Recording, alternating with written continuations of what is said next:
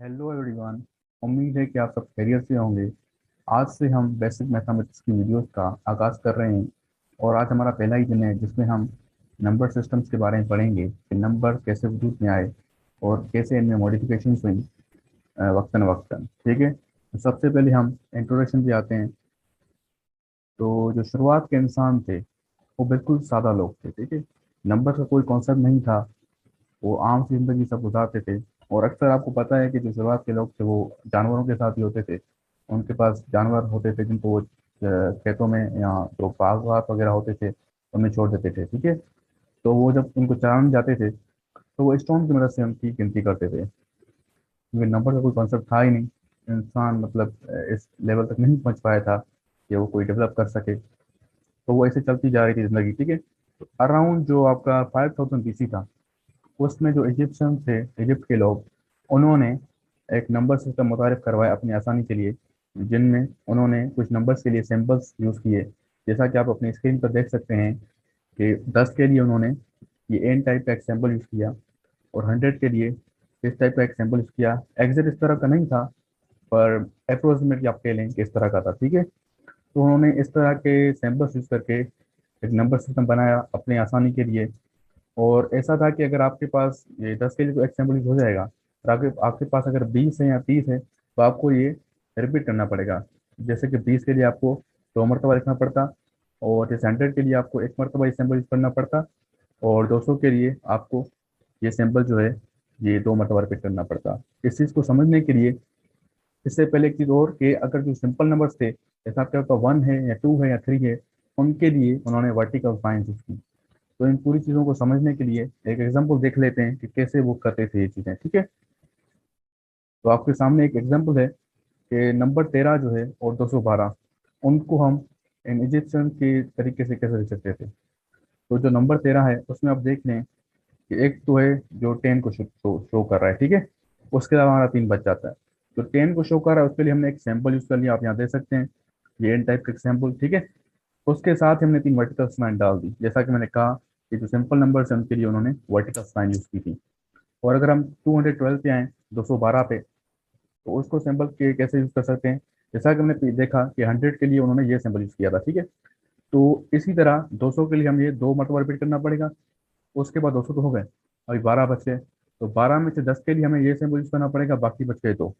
तो दो के लिए हम वर्टिकल लाइन यूज कर लेंगे। तो इसी तरह का उनका सिस्टम था जो 5,000 BC पहले था, बहुत पहले हम हमारे दौर से। ठीक है, तो ये तो चलता रहा। तो बहुत से लोग आए जिन्होंने अपने सैंपल्स मुतारिफ करवाए, बहुत से सैंपल्स यूज़ किए। वक्तन वक्तन वो रिजेक्ट भी होते गए और किसी में मॉडिफिकेशन होती रही। ऐसा ही चलता रहा, और अल्टीमेटली जो हमारे सामने नंबर्स आए फ्यूचर के लिहाज से, जो हमारे पास डेवलपमेंट्स होती रही, तो अल्टीमेटली हमारे पास एक नंबर बना जिसको नेचुरल नंबर्स का सेट कहा गया। ठीक है, वो नंबर्स जो 1 से शुरू होते हैं और चलते ही जाते हैं इनफाइनाइट, मतलब उनको हम नेचुरल नंबर्स कहते हैं। और इनको जो शो करते हैं, हम रिप्रेजेंट करते हैं, वो हम एन से करते हैं। नंबर्स की आप ऑफिशियली कह लें कि जो ओरिजिन हुई वो यहाँ से हुई। ठीक है, जब नेचुरल नंबर्स की फॉर्मेशन हुई, क्योंकि यही एक ऑफिशियल नंबर्स हमारे पास हैं जो माने जाते हैं। बाकी तो जो भी चीज़ें थी वो उसी दौर के लिए या उसी वक्त में ही ख़त्म हो गई, वो आगे चल नहीं पाई। अभी जो नंबर चल रहे हैं वो यही चल रहे हैं आपके सामने। ठीक है, तो ये नेचुरल नंबर्स थे, ये भी कुछ अर्सा चलते रहे जब तक कि नई चीज़ की जरूरत नहीं पड़ी। तो ये चलते रहे, फिर अचानक एक इस टाइप की इक्वेशन मैथमेटिशियन के पास आ गई, जो आप देख सकते हैं। ठीक है, तो इसका अगर हम सॉल्यूशन निकालने जा रहे थे, वो कोई ऐसा नंबर आ रहा था जो कि नेचुरल नंबर्स में था ही नहीं। आपने पीछे देखा यहाँ पे कि यहाँ पे 1 से शुरू हो रहे थे नंबर। ठीक है, उनमें जीरो था ही नहीं। तो जो हमारे पास इस टाइप की इक्वेशन आई थी, जरूरी नहीं कि यही हो, इस टाइप की इक्वेशन थी जिसमें आपका सॉल्यूशन जीरो आ रहा है। तो ये तो पॉसिबल नहीं था नेचर से इसके लिए, क्योंकि उसमें जीरो इंक्लूड नहीं होता था। तो मैथमेटिशियन ने कहा कि हम इसमें कुछ मॉडिफिकेशन करते हैं नेचुरल नंबर्स में।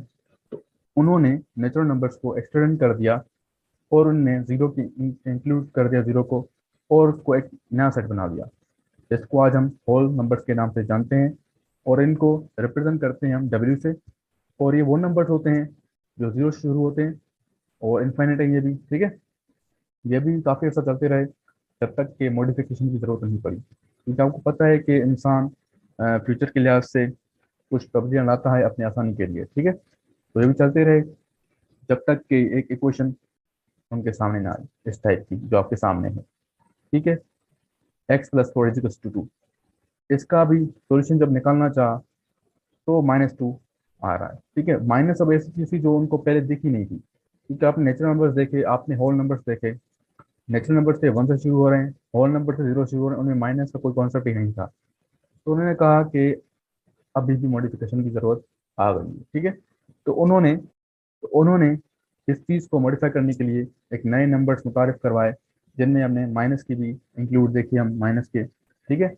और एक नंबर्स बना ली जिनको आज हम इंटीजर्स के नाम से जानते हैं, जो कि जीरो की साइड इस तरफ से भी बढ़ते हैं और माइनस की साइड से भी बढ़ते हैं, ठीक है। तो इनमें पूरे नंबर्स तकरीबन आ गए। तो ये भी चलते रहे, ये भी चलती रही जब तक मॉडिफिकेशन की ज़रूरत नहीं पड़ी। तो ऐसा टाइम आया कि मैथमेटिशियन के सामने एक इक्वेशन आई जो कि इस टाइप की थी, 2x = 3।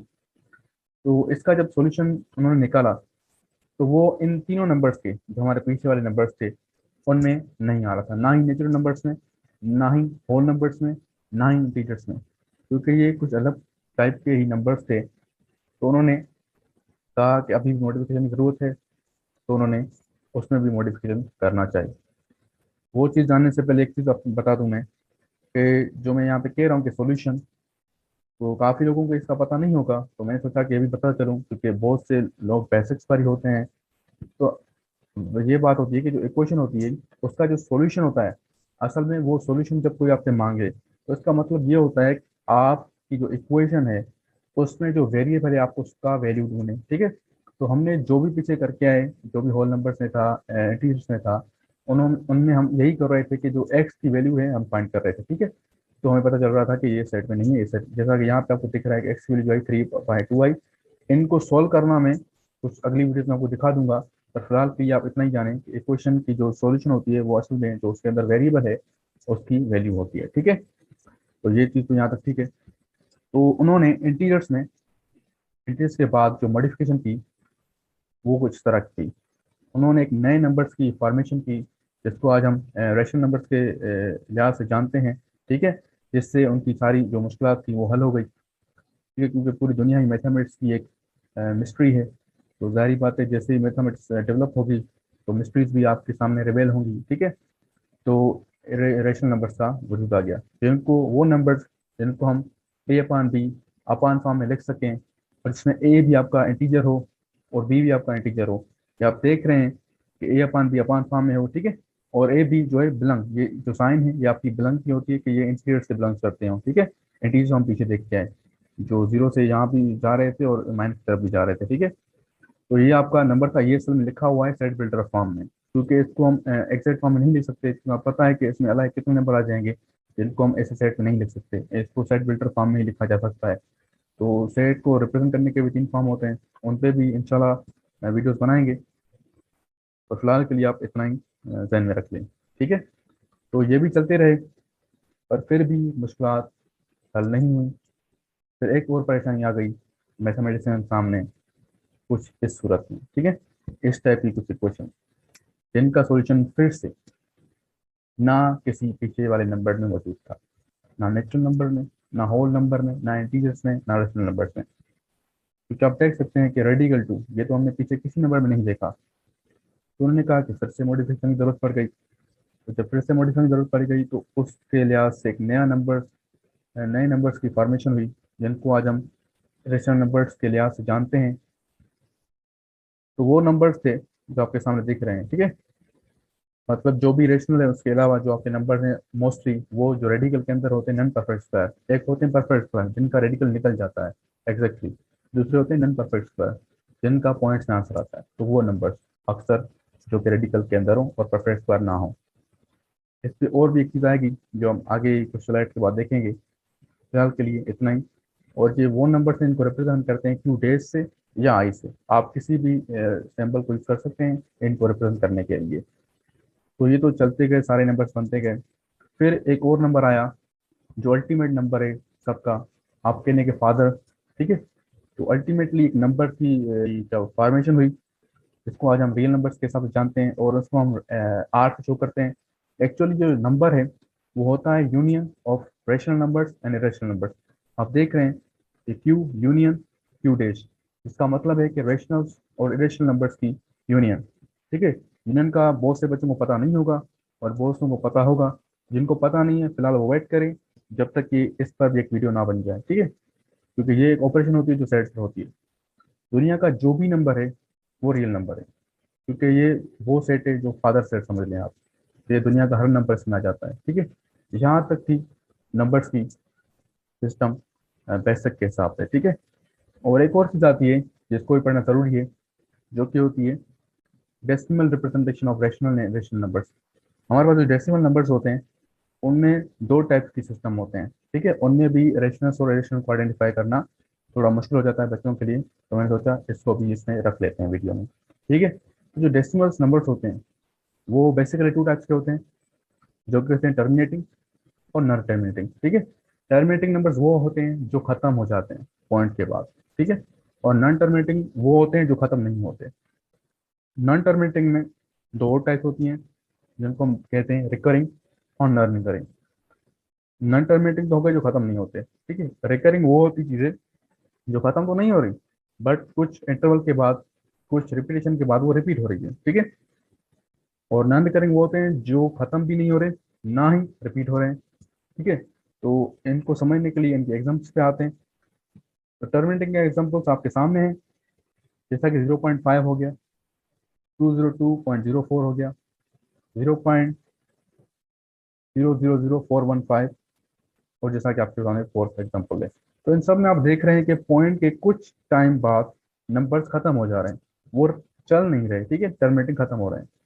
और इसके बाद आते हैं इस साइड, ठीक है, रिकरिंग के कौन से एग्जाम्पल्स हो सकते हैं?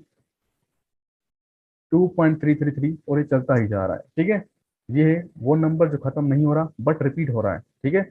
उसके साथ ही इसका दूसरा एग्जाम्पल है, उसको भी आप देख लें कि वो भी खत्म तो नहीं हो रहा बट रिपीट हो रहा है, 0.142857 और 142857, ठीक है। जरूर नहीं कि एक नंबर रिपीट हो, आपके पास ग्रुप ऑफ नंबर्स रिपीट हो सकता है, ठीक है, उसको हम रिकरिंग कह सकते हैं। दूसरी टाइप होती है कि नॉन रिकरिंग, वो नंबर जो खत्म भी ना हो और रिपीट भी ना हो। आपके सामने दो एग्जाम्पल्स हैं जिनमें आप देख सकते हैं कि इनमें कोई भी नंबर रिपीट नहीं हो रहा, ठीक है। तो ये तो आपने समझ लिया कि कितने नंबर होते हैं, किस टाइप के होते हैं, नॉन टर्मिनेटिव की दो टाइप होती हैं, ठीक है। अब इनमें ये फाइंड करना है कि कौन सा होता है रेशनल और कौन सा होता है इरेशनल, ठीक है। तो आपको पता चलूं कि जो टर्मिनेटिंग होते हैं, जो खत्म हो जाते हैं, वो नंबर्स होते हैं रेशनल, उनमें कोई दूसरी चीज है ही नहीं। जो खत्म हो गए वो आपके रेशनल नंबर्स हैं।